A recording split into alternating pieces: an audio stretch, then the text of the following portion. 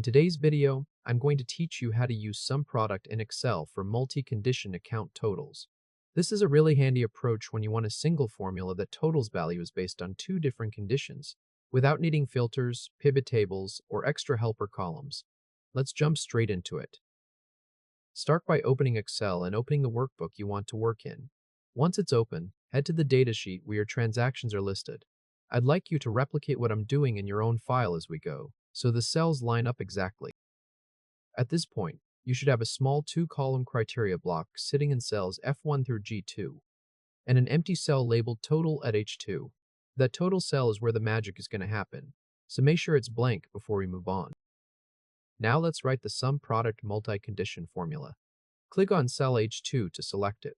Then type out the formula that's shown on the screen exactly as it appears, paying close attention to the parentheses and the equal signs inside each condition group. Take your time entering it because every piece matters for the formula to evaluate correctly. Once you've typed the full formula in, press Enter to commit it. Look at the value that appears in H2. You should see 370.55 returned in the cell. That number represents the total amount of every single row in your data where the account column equals checking and the category column equals groceries at the same time. Let me explain on camera what's actually happening inside this formula. Each piece written as a range equals criterion returns an array of ones and zeros. A 1 is returned for each row where the condition matches, and a 0 is returned for each row where it doesn't. When you multiply the two condition arrays together, only the rows that match both conditions survive, because 0 times anything is 0.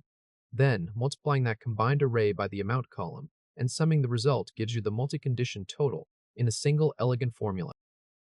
If this helped, hit like and subscribe for more quick tutorials.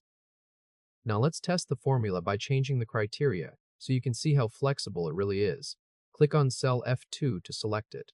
In that cell, type a different account name.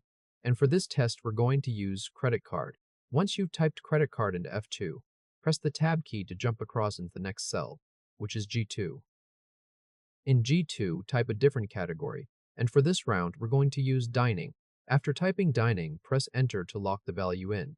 Now look back at the total in H2 and watch it update automatically.